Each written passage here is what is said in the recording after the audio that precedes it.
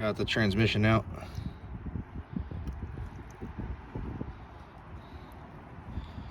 Don't think it stood much of a chance.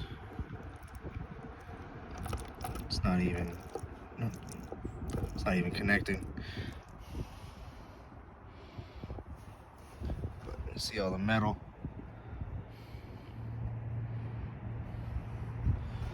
That's a shame.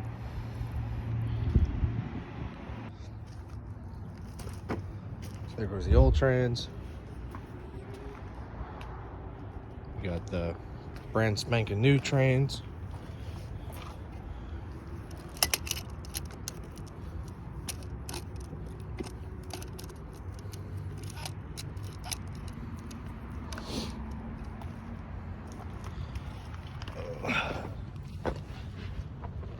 Everything out.